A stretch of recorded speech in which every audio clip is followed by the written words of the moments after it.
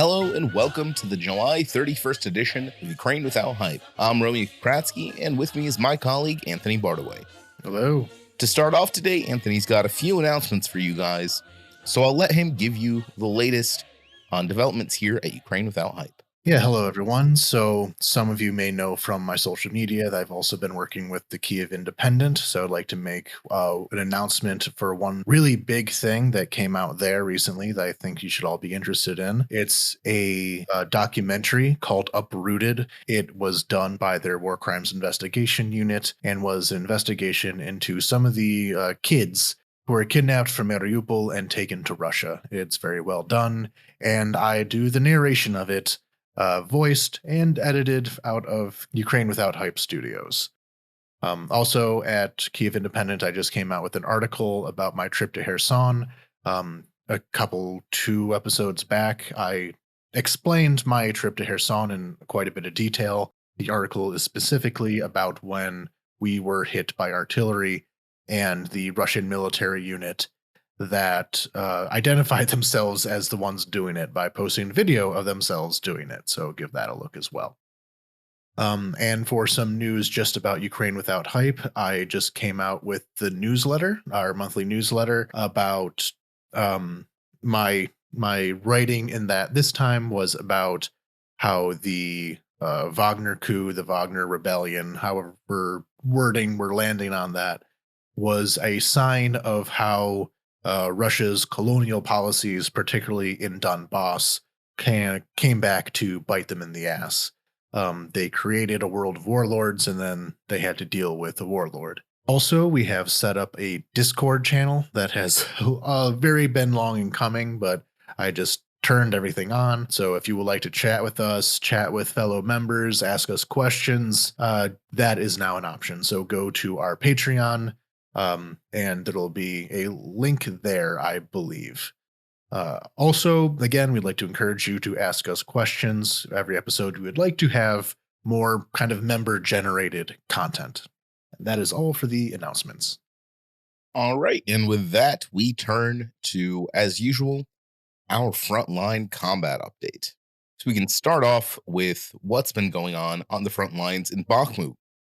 Despite being driven out of the city earlier this year, Ukraine has made significant strides in retaking territory around it, with confirmed reports that the area south of the village of Klishivka, which itself is just a little bit south of Bakhmut, has been retaken by Ukrainian forces.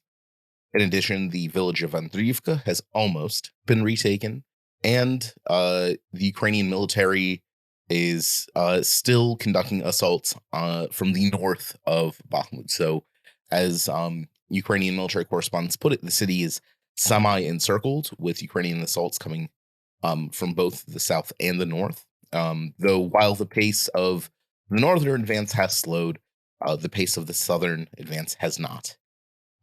I even saw at least one unconfirmed photo of a Ukrainian soldier standing next to the Welcome to Bakhmut sign in the city limits. There's no, of course, clarification on when that picture was taken, but it could indicate that Ukraine is much closer to re-entering the city than the Russians would probably prefer it. In any case, Bakhmut is not a safe place for the Russians to be at the moment. Yeah, so I would say that a lot of the fastest pace advances, as we've been going over for the last two episodes, have been around Bakhmut, thanks in large part to the fact that Wagner forces, the people who took the city in the first place, are no longer there for all the reasons that we've had multiple episodes about. So looking at this southern line, the line reaching from the Dnipro River to Donbass, there have been some movement there as well. So Ukrainian forces, one of the major strong points they've been trying to take has been Robotine. I've described that in the last episode, and they have taken quite a bit more territory and are probing more around the eastern side of the city. There was a Russian counteroffensive there that kind of pushed the Ukrainians back a little bit, but that has since been reversed, and the Ukrainians have pushed further into that area, though not at the city itself yet. A similar story with Prutine. It's not quite under siege, but there was, again, a Russian counteroffensive. Ukrainians stopped it, pushed it back.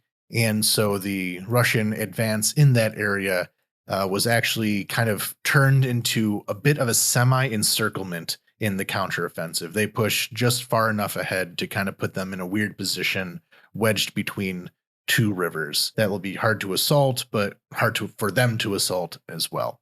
And finally, in this southern area is Stodomysk. Stodomysk is basically on the road to Mariupol in this area, and it was taken by Ukrainian forces a few days ago. After the capture of Staromysk, it does open up that area a lot more to further advances by Ukrainian forces. And again, this is on the road to Mariupol. So any advances along this line have been referred to in various Ukrainian sources as the Mariupol axis. So if you see that, that's what it is referring to.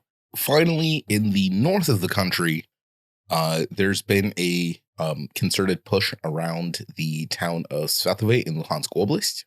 Specifically, Russian forces met a recently rotated Ukrainian force in the area and were able to break through several kilometers into Ukrainian lines, though Ukrainian defenders were able to stop and partially reverse the Russian gains.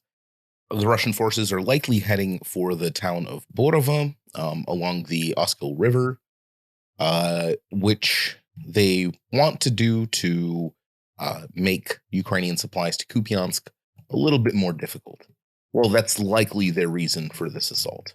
Yeah, but most of the territory that they're able to take in this counteroffensive, it's kind of empty farmland. There are a few villages that they're able to take, but they were all fairly small. And again, a lot of these advances have been reversed by the Ukrainians once it was reinforced. Most likely, on top of the strategic gain of taking Borova and trying to kind of cut the east side of the Oskil River, it's most likely that what the Russians wanted to do was force Ukraine to deploy reserves to a place other than where the major offensives are. So outside of all the places we've been talking about in the combat update, they want Ukrainian soldiers to be somewhere else. And that was the main idea here. A lot of the talk about the strategy of the counteroffensive is basically saying who gets deployed where and who can fill reserves the fastest. And so far, Ukraine has been doing a better job of that. There's been many complaints within, the Russian military telegram channels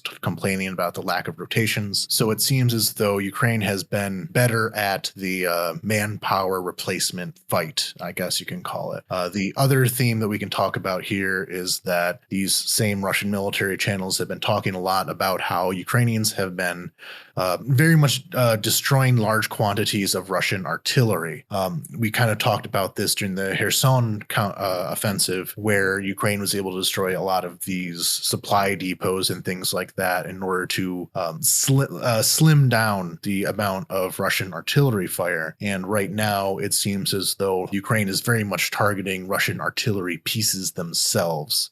Again, as being reported by the Russian side, they've been complaining about losing a lot of artillery. Yeah, it's hard not to overstate how important the artillery attrition aspect of the ongoing counteroffensive has been. There have been a lot of complaints I've seen from both Western policymakers and military experts that the Ukrainian offensive is going too slowly. But I think that severely overlooks one of Ukraine's main goals, which is to attrit the Russian ability to fight. The Russians are using the same tactics that they've used since the beginning of the full-scale invasion, which is infantry assaults backed by artillery saturation. And Russia has always had a massive advantage in artillery fire. They have more guns, they have more ammo, and they are simply able to send more shells into our lines than the opposite way. With this strategy of using the woefully inadequate number of precision artillery that we have to specifically target their guns, however, Ukraine is able to very effectively curtail the Russians' ability to fight and curtail the Russians' ability to engage in their usual tactic. Russian sources, especially the Russian military bloggers, have been very vocal about the amount of losses that they've taken in the past weeks from counter battery fire. They are quite panicked about it, to say the least, which I take as a good sign that that tactic is working. Ukraine has no desire to send waves of infantry into positions that they know Russian artillery is stationed at. The Russians, of course, have no problem doing so, but the Ukrainian military tries to use modern tactics and not tactics invented at the dawn of cannon warfare. As a result, while there haven't been any spectacular advances, the Russians are losing their ability to fight. They don't have that many mechanics. They don't have that many trained artillery spotters. Every loss of gun is, at least in the short term, an irreplaceable loss for the Russian military. Now, of course, in the medium and long term, they're likely to be able to replace those weapons. But at the very least, in the short term, in the scope of the ongoing counteroffensive, every gun taken out means a gun that cannot defend Russian trenches and Russian defense lines. So the next topic on the agenda is Russia's pulling out of the Black Sea Grain Initiative, otherwise known as the Grain Deal, and the subsequent strikes on Odessa and Ukrainian ports in general. So on July 17th, Russia pulled out of the Black Sea Grain Initiative, which was a UN brokered deal. And this is kind of an often overlooked aspect of this deal, but very important. It was a UN brokered deal with both Ukraine and Russia. That is, there was no direct negotiations between Ukraine and Russia on this initiative.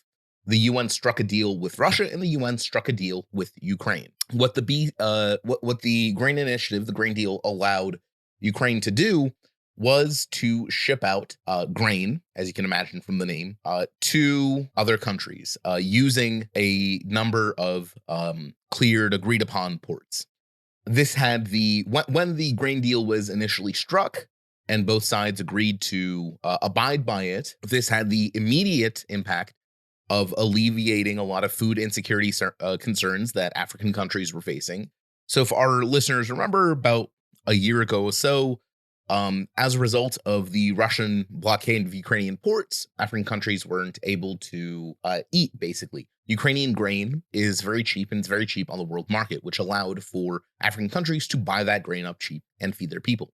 Of course, when Russia instituted its blockade, that stopped, and there was a real risk of famine in a number of countries. When the grain initiative was struck, when the grain deal was struck, that risk went away, and Ukrainian shipping reached nearly pre-war levels within a month or two of the grain deal being struck. And that was kind of seen as a win for everyone. It was seen as a win for Russia because it showed that Russia could be a negotiating partner. It was a win for Ukraine, obviously, because it meant that we could continue to sell our grain. It was a win for countries for poorer countries because they could afford to buy Ukrainian grain again. It was back on the market. Basically, win-win-win. And especially it was a win for Turkey.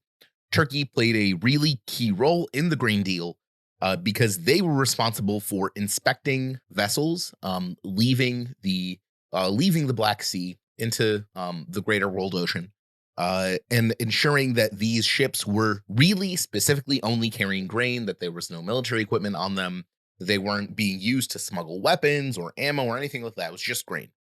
So it was a win basically for every party involved. Of course, then, or about 2 weeks ago now, on July 17th, Russia withdrew from the grain deal. And literally that night, rather the night of July 18th to 19th, they started launching massive missile and drone attacks on the Odessa port. Odessa, as one of Ukraine's largest ports, if not the largest, was one of the ports that were clear to be shipped out of, and a lot of grain was concentrated in that port city. In that one attack on July 18th, the Russians destroyed about 60,000 tons of grain. They also obviously didn't pass by Odessa city either. And if you've ever been to Odessa, beautiful, beautiful city, one of my favorite cities in the world. But the port is not that far from the city center. This is a relatively old industrial town. So the port, it was built next to the city center specifically, so merchants and traders and such can get their goods to port without too much trouble. So of course, when the Russians began bombing the ports, they didn't spare the center. They blew up the House of Scientists, the Literary Museum, the Archaeological Museum, the Museum of Art, and Odessa's very famous Transfiguration Cathedral, as well as a bunch of other places that I've personally been to. So they kind of started this mass terror campaign trying to eliminate as much Ukrainian grain as they can. They've also promised to that they would treat any vessel approaching a Ukrainian port as a military threat. And that does mean any vessel under flying under the flag of any country. And they outright stated that if a vessel flying under the flag of a foreign country approaches the Ukrainian port and tries to dock, Russia will consider that country to be an active aggressor against Russia. They also did attacks against ports in Ismail and in Reni. And all in all, they are really looking towards kind of ruining Ukraine's ability to ship its grain abroad. And Ukraine is an agricultural country to an extent that a lot of countries aren't. It's not just we have a couple of farms here and there. It is very heavily based around agriculture, and a good chunk of the economy is completely due to the agricultural sector. So there is now a big risk that Ukraine's economy, which kind of started to stabilize and even grow in the last few months, will face another inflation crisis and another worsening of living standards as these grain stocks get destroyed and as Ukraine is unable to ship more grain out. Now, there have been a couple of solutions proposed for this. Turkey initially stated that they will escort cargo ships carrying grain through the Black Sea from Ukrainian ports, though that seems to have been just bluster. They haven't actually done this. There have been suggestions that a NATO fleet take over escort duties and basically play chicken with the Russians, dare them to fire. Russia, for its part, has said, don't worry about losing Ukrainian grain for the market. You can buy Russian grain instead. Fun note, Russian grain is stolen Ukrainian grain. Russia loves stealing things, and there have been multitudes of verified reports and backed by satellite images and eyewitness interviews of them literally loading Ukrainian grain into ships under the Russian flag and then selling it as if it's Russian. So they're a real big fan of that. So that's the Russians' preferred way.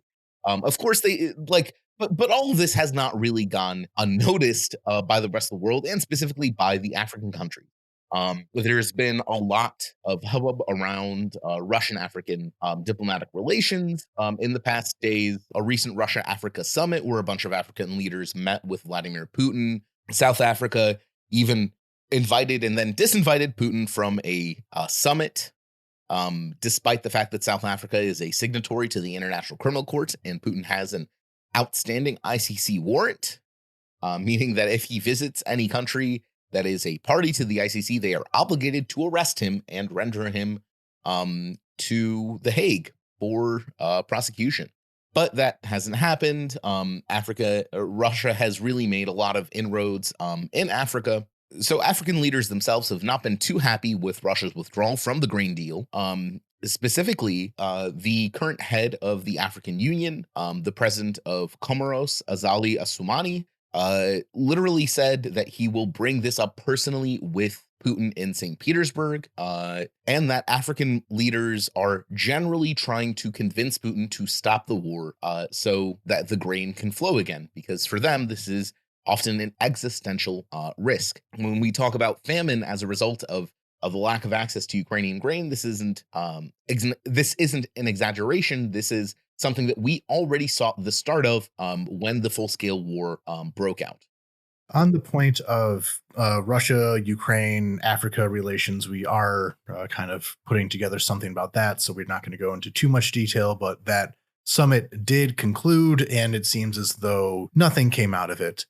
There were a lot of African countries that sent lower level delegations, which is a way of showing discontent at these kind of gatherings, is to send a ambassador as opposed to a president. South Africa, who has really been the kind of front facing diplomatic leaders of the continent in this specific topic, I guess you can call it, has raised their discontent with Russia over the grain deal and saying it needs to be back in place. But we are working on something like a special episode about that. So we're not going to go into so much on that right now. The other thing I'd like to highlight is the strikes on the ports of Izmail and Reni. These are not on the Black Sea. They're on the Danube River, which means that they're literally directly on the border with Romania, aka a NATO member. When Izmail and Reni ports were hit, they were literally like 300 meters away from towns in Romania. It very easily could have gone sideways. And these are with drone strikes that are a bit more, precise, but still, I'm sure the Romanians living right next door did not exactly appreciate being woken up in the middle of the night with explosions. And importantly there, in order to get to the Danube River, you don't have to leave NATO territory. You can sail right through Turkish waters, Bulgarian waters, Romanian waters directly into the Danube River, which is why this was considered safer than Odessa, which would have included going through Ukrainian waters or even straight through the Black Sea. So Russia attacking these ports that were safe, although with considerably less export capability than Odessa does. Obviously, Odessa is much larger than Izmail. I've been to Izmail port. It's not a huge operation there. So that is very, very worrying. If Russia wants to attack the Danube within NATO territory in order to shut down the trade deal even more than they already have. So keep an eye on that. And to just kind of add to this, Ukrainian military intelligence has warned that Russia is planning to institute a complete blockade of the Black Sea that is close it to not just Ukrainian traffic, but to any traffic from any nation. And like Anthony just mentioned, Ukraine and Russia are not the only two countries on the Black Sea. Turkey has a pretty big coastline there. Romania, Bulgaria, they all have pretty big investments in the Black Sea, and it is a pretty critical economic zone for them. So if Russia goes through with their threat to really blockade the entirety of the Black Sea, it's going to be hard for those countries not to respond in some way, at least to ensure the safety of their own shipping. Yeah, and just for me to finish off this segment, I want to go back to the Transfiguration Cathedral as well. Of the many sites within really the heart of Odessa, a lot of these strikes on Odessa in the past have been a bit further away from the center. Not all of them, of course, but many of them have been more towards the outskirts. And this was in the old city of Odessa, where all the cultural and historic and artistic things that make up the city's legacy are located. And the Transfiguration Cathedral, it is notably Russian Orthodox Church, Ukrainian Orthodox Church, Moscow Patriarchate. We've talked about this before. I don't need to get into everything what that means, but this was a church that was part of Russian Orthodoxy within Odessa, which is the city that is very near and dear to how Russians think of their culture. Much like New York, where if it's some kind of entertainment that exists in the Russian language, it can in some way be traced back to Odessa. This was the movie industry. This was comedy. This was really hitting above its weight as far as literature.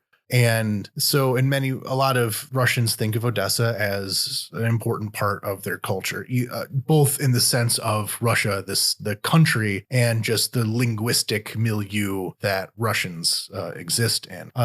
And by hitting these cultural sites, by hitting especially this cathedral, like one of the more important cathedrals within Russian Orthodoxy, because it is attached to this city, because it is attached to this historical legacy in the area, It's kind of dumbfounding. Like we've seen that before of Russia hitting monasteries and things like that, but it kind of puts a lie to this whole idea of we're coming in to rescue quote unquote Russian culture when they are just destroying it or trying to rescue the Russian Orthodox religion, and they just blew up one of its most important locations. So it's just the outright nihilism of Russia hitting Odessa and hitting these very cultural sites in Odessa. If they can't have it, nobody can, seems to be the attitude. We've seen a very clear theme throughout Russia's actions in the past nearly 2 years of war, which is Putin or the world burns.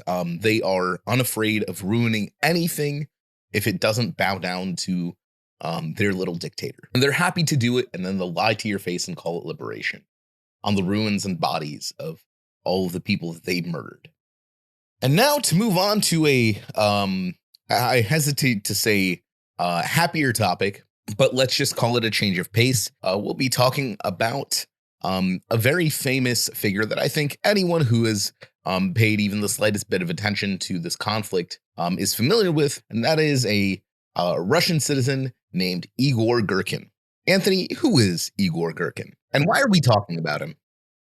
Igor Girkin, who likes to be known by his nom de guerre, Igor Strelkov. I'm not going to give him that honor. He is a longtime main character of the Russia-Ukraine conflict. He has been here from the go, literally from 2014. He was directly involved in the start of everything. And I've followed his career this whole time. And it's interesting now that he has now been arrested in Russia for extremism. And I'm going to go a lot into his backstory. But first, I'm going to point out how comical it is that this mass murdering terrorist who is wanted for his many crimes in Ukraine, in the Netherlands, actually, I'll get to that. And he was arrested for some Telegram posts saying that soldiers aren't being paid. He's a convicted mass murderer. Convicted mass murderer. And what finally got him was that he complained about soldiers not receiving their payment and rotations. So that's Russia's priorities. And I really thought it was important to go into his backstory here because a lot of Western coverage of this topic has been referring to him as a Putin critic or a war critic or something along those lines. And that is in some ways technically correct, in that he criticizes the government and criticizes the war effort, but not from the good way. In the way of he is crazier, more murderous, more ultra-nationalistic than even the Russian government. So to give him the title of a dissident is obscene.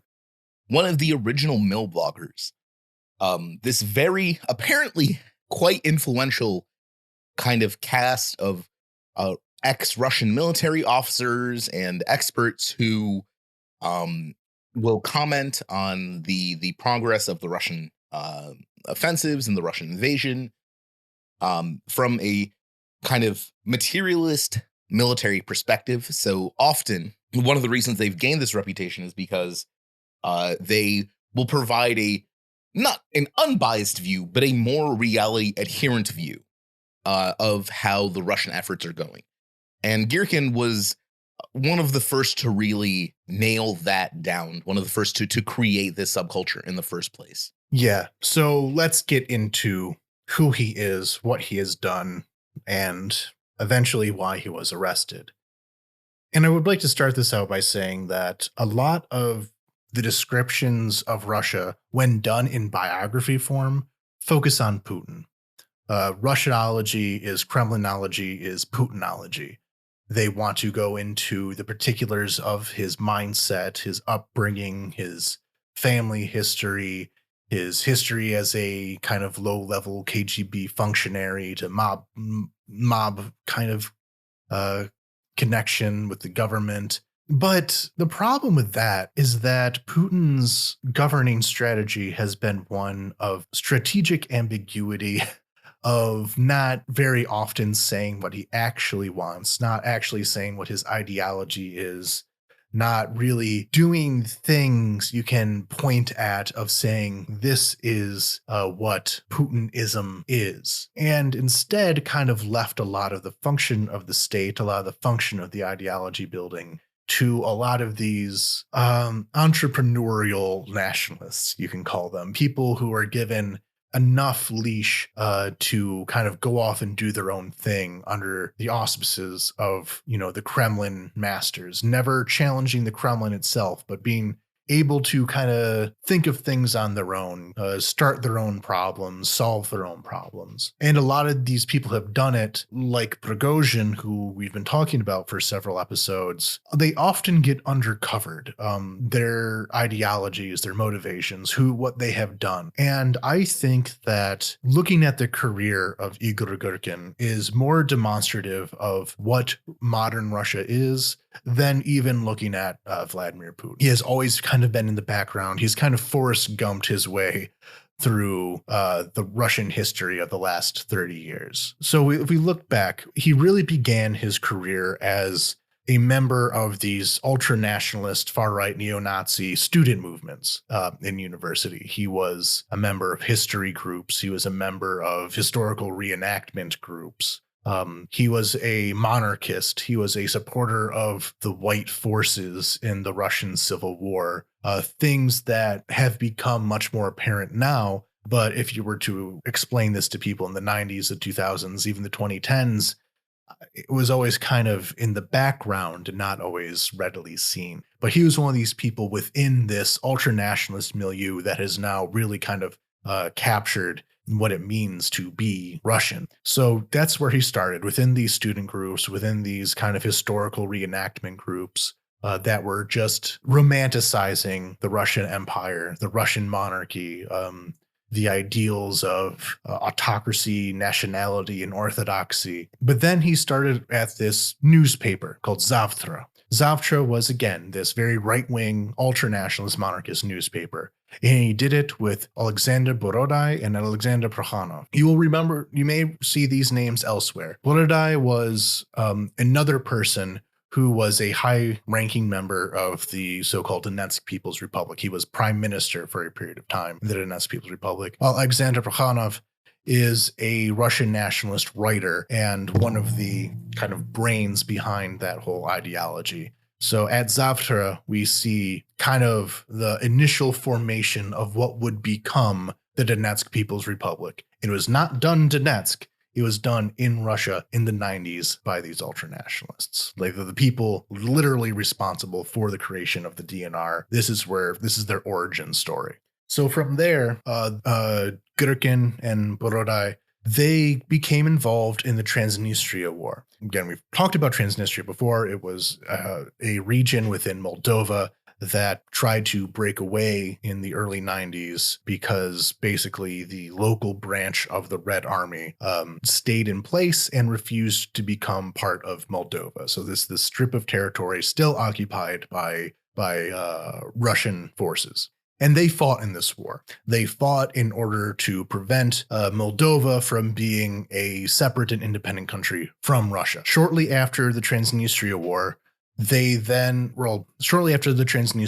Girkin then formally joined the FSB, the State Security Services of the Russian Federation, as an actual on-the-books paid officer, intelligence officer. And while he was in the FSB, the two highlights of his career, we'll call it, were the Bosnian War and the Chechen War. So he was sent by the FSB as a Russian intelligence agent in order to fight along Serbian forces in Bosnia in the 90s. He personally took part in several of the massacres that constituted the Bosnian genocide. Ukraine was not the first genocide that this guy took part in. It is all directly connected by the exact individuals doing the same thing. He was there for the Visegrad massacres, one of the largest slaughters that took place during the Bosnian genocide, alongside things like Srebrenica. So he was there on behalf of Russia, fighting for the Serbs against the Bosniaks and the Croats in the Bosnian War. Directly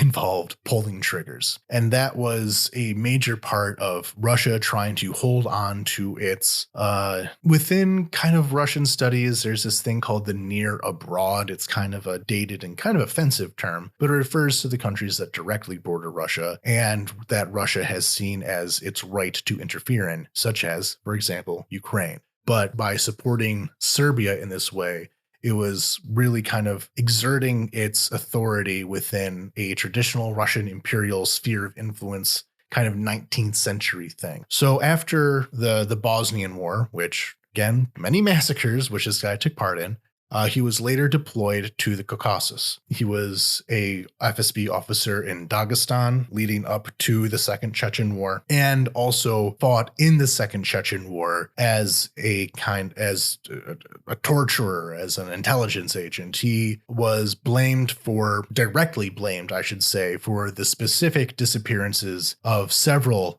people within Chechnya. He admitted to have been doing this. He admitted to kidnapping people, killing them, and putting their bodies in a place they would not be found, which is something that he would later do in Donbass. Just an all-around great guy. Yeah, real piece of shit, this dude. And like I said, Forrest Gump of Russian war crimes, and we're just getting started. So the Chechen War has been pointed out many times as kind of precursor in some ways to the Russian invasion of Ukraine. Leading up to the invasion of Ukraine, I even said on this podcast that I did not think that it would exactly be like the Chechen War because Russians are more racist against Chechens than Ukrainians. That was one prediction that I was wrong about. But again, directly involved in a precursor conflict of Russia trying to assert its imperial dominance via genocide and mass slaughter, Girkin playing point man. From the end of the Second Chechen War, he kind of entered into a lull period in his career where he became much more close to a Russian oligarch named Konstantin Malafeyev. This is another figure that is involved in this very far-right milieu within Russia, but he has been its money man. He is sometimes referred to as the Orthodox oligarch for his support of the Russian Orthodox Church, of ultra-conservative social and political projects. He has a media empire within Russia that in order to spread these extreme right-wing monarchist, hardcore Orthodox ideals. And Girkin fell more in line with this kind of oligarchic circle, which would lead to the next stage of what's going on, which is Ukraine, because Malafeyev, within the lead up to the invasion in 2014, was very involved in planting these Russian nationalist militia groups within the Donbass and Crimea, funded by him. These were people that already had weapons, that already had ideology in place when the conflict in 2014 began and became its initial movers and shakers. So he's now in with Konstantin Malafeyev, who is himself a Russian influence agent within Ukraine as a money man more than anything else. So at this point, he officially left the FSB and became more involved with Malafeyev, but you never really leave the FSB. So at this point, we now have Maidan in 2013. In 2014, we have the success of Maidan and the beginning of what was called the Russian Spring, which was these pro-Russia, anti-Maidan protests in various cities in the country. Most of them fell apart pretty quickly. In Kherson, it was like a handful of people that had eggs thrown at them by old ladies until they stopped. Kharkiv, it was a bit more of a clash, but we're looking at Crimea, where you probably know the story by now. Russian forces invade Crimea. They actually get on boats from the Russian mainland, drive them up into Sevastopol, where there was already a large Russian military base. And from the military base in Sevastopol, they take over the rest of the peninsula. And along with them was Igor Girkin. Igor Girkin's role in this was to organize so-called self-defense units. Most of these self-defense units were just Russian intelligence agents. They were just Russian soldiers but they were able to recruit Crimean locals who had Russian nationalist inklings in order to support the takeover. This kind of happened a bit later when they started recruiting more of the locals. It was initially mostly these Russian intelligence agents run by Girkin, but they pretended to be Crimeans, I think is the important thing. They claimed to just be local patriots who were defending the Russian-speaking peoples of Crimea from, the evil Ukrainian nationalists and all that. So as he's running these militias, these informal units, these units fighting without the Russian flag attached to them, the little green men, as you may know them, he led the soldiers into the Crimean Autonomous Republic's Parliament House and declared that their government was now over and instead installed Askanov, who is still the leader of Crimea, but he would not have become the leader of Crimea if not for Girkin and his merry band busting into the parliament, holding guns to everyone so they could vote him into office, quote unquote, vote him into office.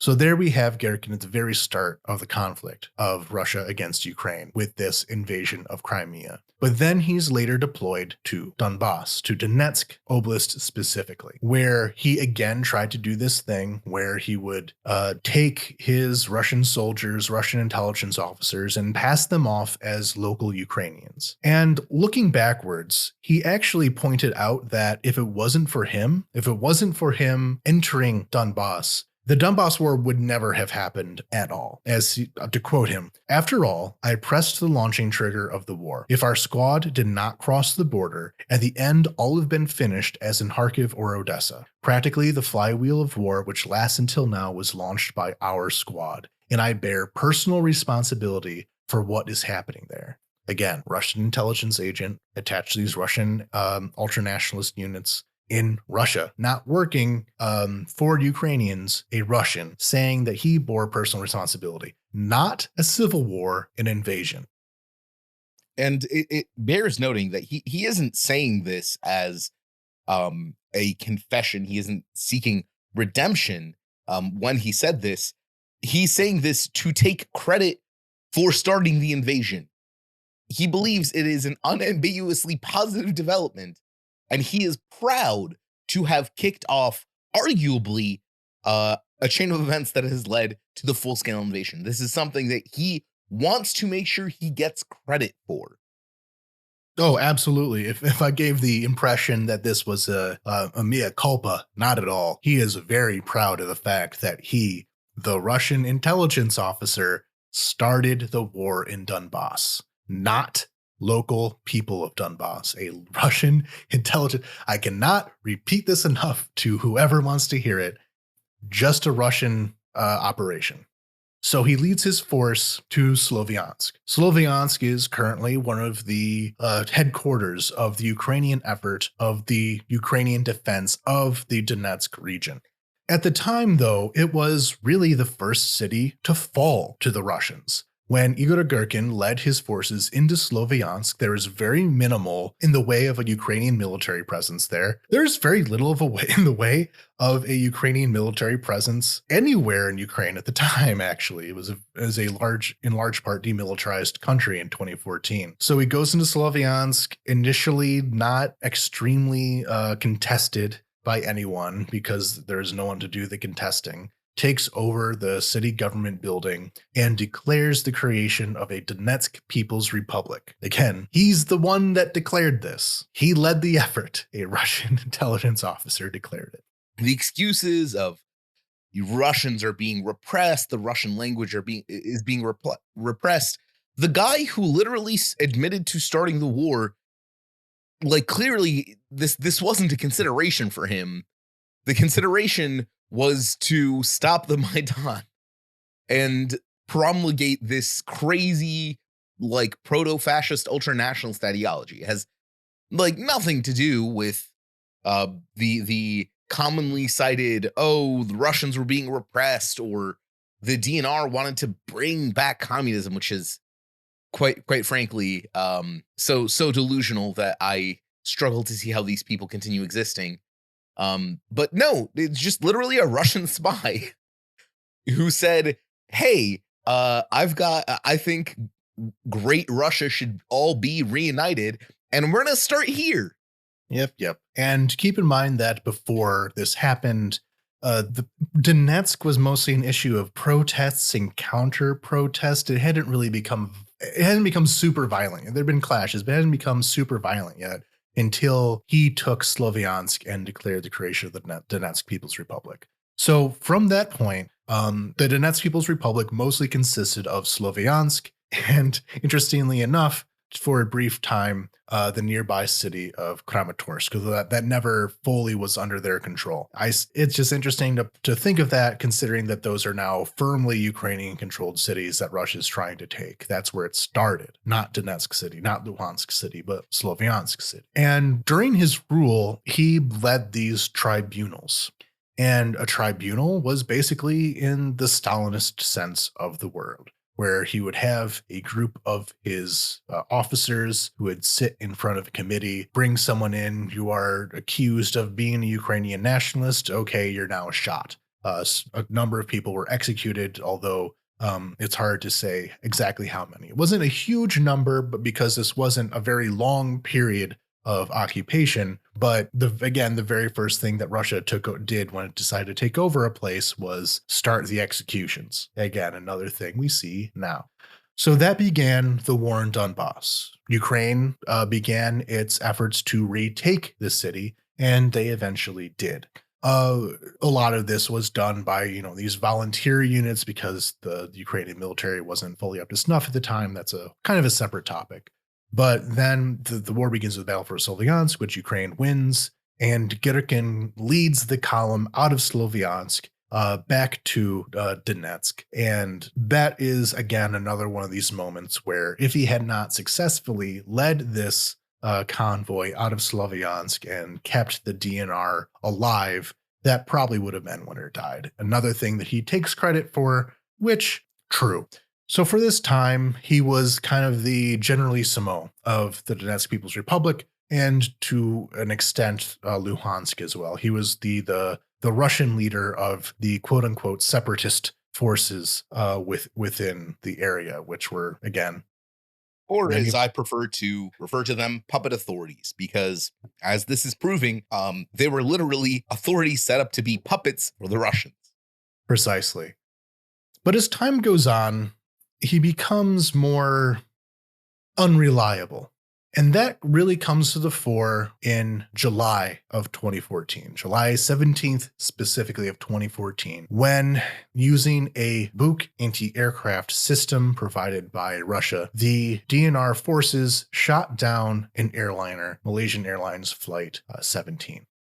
And from there, the DNR soldiers manning this Buk anti-aircraft system shot down the airline, killing 298 people, again, most of them Dutch. And when it first happened, Girkin actually posted on his social media account that they had shot down a Ukrainian military plane. And it wasn't until shortly thereafter that they realized that no, it was not a Ukrainian military plane, but rather a passenger airliner. I do want to say here that through most of the world, it is normal for passenger flights to still fly over conflict zones, because typically a rebel group will not have access to advanced anti-aircraft systems that can hit as high as airliners go. But as you understand by now, this was not some rebel group. It was an auxiliary force of a major military power and did have that capability to shoot down airliners, unlike most actual rebels do. This was a major international scandal, obviously. These were, again, Dutch, and as awful it is to say, the life of someone from Western Europe or the Americas is often held in higher regard than the lives of those not from those places. It's a cruel reality of the world, but it is something that did garner a lot more attention. And at this point, Girkin was also seen as much more ideologically wild than what the Kremlin was after. In this first year of the war, as I describe in the newsletter, actually, a lot of the militias that were raised for this Russian invasion were very ideological, very right wing, monarchist, fascist, national Bolshevik, Cossack, and they were too independent. And Girkin was one of these people, which is what would lead to his current woes, where he was a true believer. And true believers are useful as weapons, but like with any weapon, you should probably store it away in a safe when you're not actively firing it. And this was the case with Girkin. This is the case with many of these ideological entrepreneurs, I can call them. They did not, the Russians did not want people who had ideas of their own that they were trying to enact. They ultimately only wanted people who would follow orders. And Girkin, who was a believer in these very extremist ideas, fell into this category where he's a bit too much of a live wire, as was demonstrated by the shooting down of MH17. And that kind of gave the excuse to get rid of him. So by August, the next month of 2014, he was essentially pushed out. It's not like he had the formal Russian office in order to kick them out of, but it did mean that he got nudged out of his position as being in charge and recalled back to Russia. He was lucky. Many of these other ideological members of the Russian forces there were purged much more aggressively. Many of them were executed. Many of them were ambushed. Many of them were blown up by their fellow comrades. And basically, to break this down, there are three types of people who fought for Russia at the beginning of the war. This was organized crime, the mafia, these Russian ultranationalists, and, well, cops, frankly. One of the other leaders was the head of the Donetsk riot police. And the mafia people were more reliable than the ideological people. So the ideological people were largely purged, killed, gotten rid of throughout the course of the next year, the 2014, 2015, 2016. So because he was pushed out early, he was lucky enough to survive. Many of them did not. But as he's pushed out, that's where we start to see more of the modern Girkin, who is no longer in a position of being this Russian triggerman that he had been since the Bosnian War. Instead, he was a political figure. He was a commentator. He had this Telegram channel that we talked about where he was a challenge to the Putin system from the right. But because ultimately what he wanted was what the Russian government wanted, he was acceptable. He was both kind of one of these figures that said, well, things could be worse. We could be led by one of these crazies like Girkin. Or on the other hand, well, Girkin is pushing for more aggression in Ukraine, and what we really want is to take over Ukraine. So it's pointed in the same direction. So it's fine. So he tries to start a few political parties, criticizing Putin and the government for not being aggressive enough, for being too liberal. Interesting to think about, criticizing Putin for being too liberal, but that's what they did. He very explicitly wanted to push forward this idea of Novorossiya, that these portions of Ukraine are and have always been historically Russian, and that Russia needs to make all possible efforts to bring them back into the fold. And the fact that the puppet authorities were never and still are not integrated into the Russian government, unlike the Crimea or parts of Zaporizhia Oblast that they seized, has really always grated on him. And it's very clear in his commentaries that he never agreed with the Kremlin strategy of pretending this was an internal Ukrainian conflict that Russia was just trying to mediate. Yeah, which is another reason he was pushed out, was that he was critical of the Minsk Accords. And the Minsk Accords were what kind of froze the conflict and turned it into this kind of long-running, but ultimately not moving very much in any direction kind of thing we saw before last year. He did not like that. He wanted Russia to keep pushing on to Kiev and beyond. So that was another reason he was gotten rid of on top of MH17. This is also where he gets the image of being kind of a pathetic character. There's this very famous photo of him sitting on the Moscow subway, kind of looking tired and kind of goofy. The sad Girkin photo that's used a lot. He kind of became a bit of a joke, but it's kind of dangerous to think of him this way because of all the reasons we just listed. This man was involved in multiple genocides. He was the front man for Russia's aggression in multiple different countries. And that's kind of what makes it funny to see his fall from grace, but it also ground the edges off of someone who should not be seen as safe. And that's kind of what led to these headlines that we were complaining about, because he had become disarmed in a way. It makes people talk about him in ways he doesn't deserve. But then comes the full-scale Russian invasion of last year, and he finally gets what he was waiting for.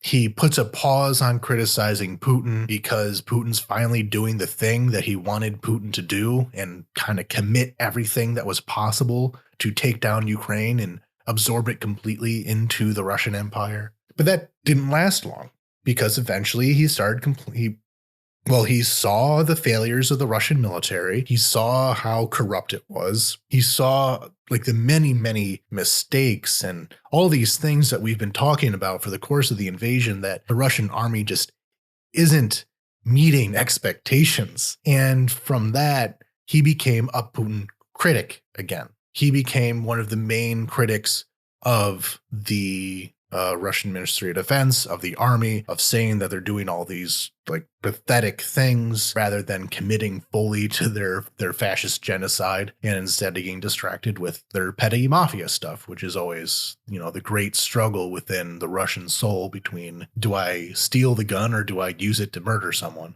And that is where he ran into trouble. That's how he became this right opposition, this group of ultranationalists who thought that the government wasn't going far enough. And then comes the Prigozhin coup.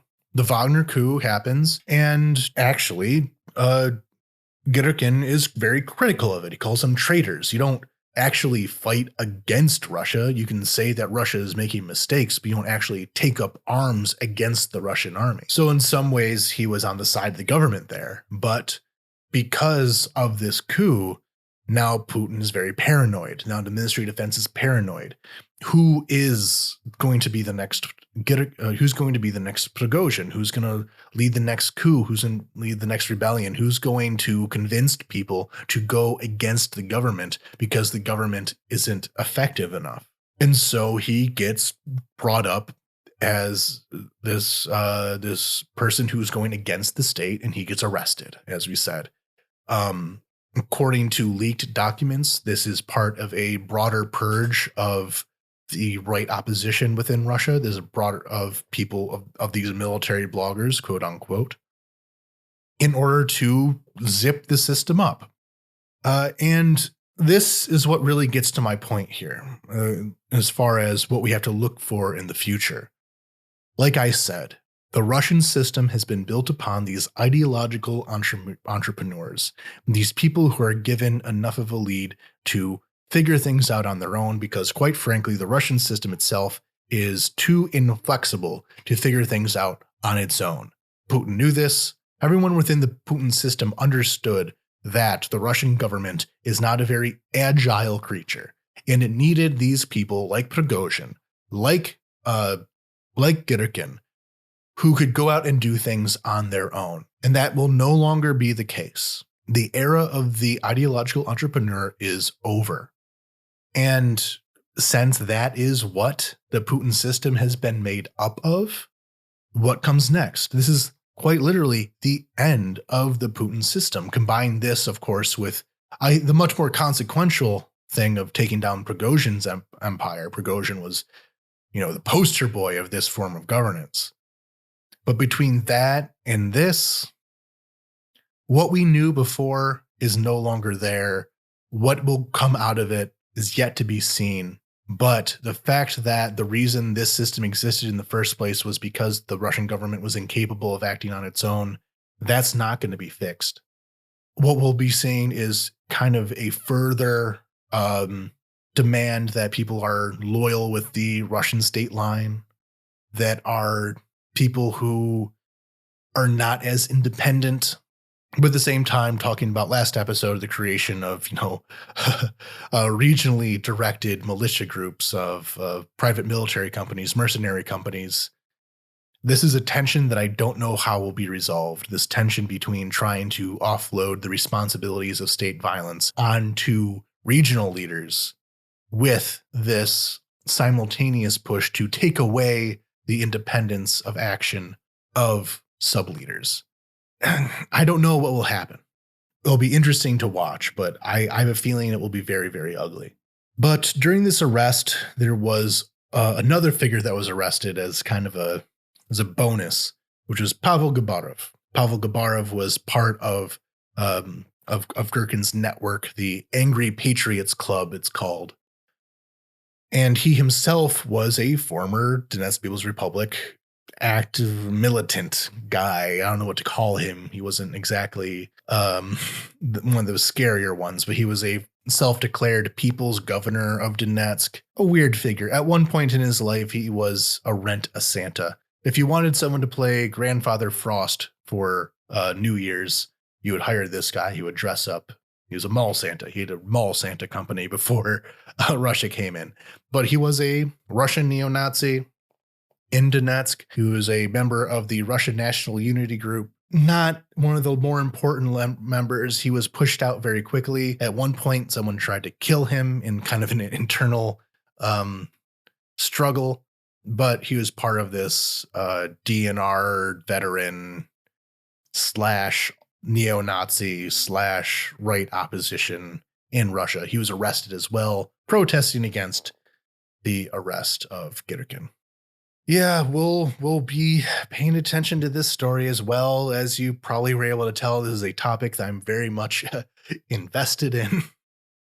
So, and I do want to know, before we wrap up talking about Girkin, that the fact that he is arrested by the Russians does not mean that justice has been achieved for the victims of MH17 or any of Girkin's many victims. True justice can only be achieved when Girkin is remanded to the custody of the International Criminal Court and sentenced by The Hague. Yes, and I did forget to mention that for the shooting down of MH17, there was a years-long trial in the Netherlands, a very extensive investigation into his role in it, and he was found guilty of shooting down the plane and killing all of those people. Again, a convicted mass murderer. Yes, which convicted has to be murderer. some kind of award. So that closes off what we're talking about with Girkin, and into just one more small story that was still very infuriating this week, and it involves the wide world of sports, and fencing specifically. A Ukrainian fencer named Olha Karlin defeated her Russian opponent, Anna Smirnova, and part of this deal was that she told officials before the bout that she would not shake hands with a Russian athlete. According to the rules established that she knew of, this was okay. She would instead be allowed to touch the tip of her sword to that of Smirnova's in lieu of an actual handshake. This is called a salute, and this is actually what the International Fencing Federation used and enforced during the COVID pandemic.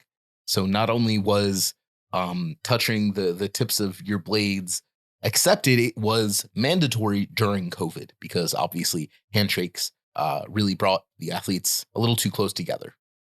Fencing is kind of an ideal sport for the COVID pandemic. You're already wearing a mask, you're not super close to the other person, and you're literally holding them at sword's length. So this extra precaution of not having to shake hands was done during the pandemic in order to keep people safe, and was totally acceptable. Everyone understood it. Except Anna went in instead for a handshake and refused the salute. And when the handshake then was refused by Olha, Anna decided to sit on a chair on the fencing arena question mark. I don't know fencing. Where the place upon which they fence. The dueling grounds, I'll call it, because it sounds cool. So she decided to sit there for nearly an hour, whining and complaining and pouting that she was not shown due respect as an athlete. But then the conspiracy comes in. So the former head of the International Fencing Federation was an Uzbek-born Russian oligarch named Alisher Usmanov. He himself was a master of sport of fencing. So Usmanov, upon attaining his status as a billionaire mafia overlord of Russia, decided to then use that influence to become the head of the International Fencing Federation and put his people in charge. During the war, he has been under sanction, had to step down from that position, but his influence within the organization remained, and was able to use that influence to have a rules meeting the night before this bout, where they then decided that a handshake was required and didn't bother to tell anyone. So, Olha said that she would not shake hands, so there was a secretive change of rules saying that you had to shake hands. And when she violated this rule, not knowing it was a rule, she was suspended from the Federation. Her win there was stripped, and it looked like she would be not qualified for the upcoming Olympics. This led to a lot of anger from not only Ukrainians, but anyone who would see that this is obviously just bad. Obvious conspiracy was involved here. So eventually, she was reinstated. This was such a flagrant abuse of the rules that there was no way to keep this decision standing. So she, in the end of this, she was stripped of her title, stripped of her membership, and denied her future as an Olympian. But now that is back to where it ought to be. She is had her win, had everything restored.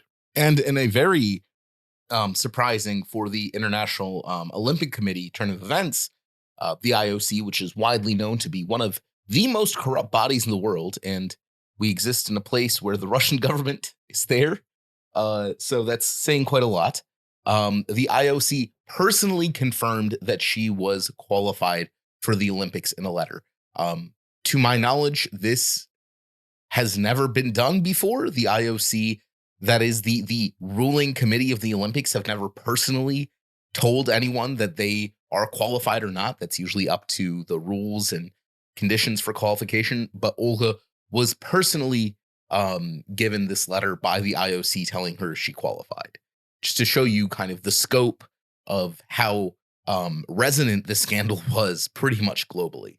Yeah, and we have to say that international sport is some of the most corrupt stuff around. The fact that the IOC did the right thing here is kind of surprising, considering how corrupt they are.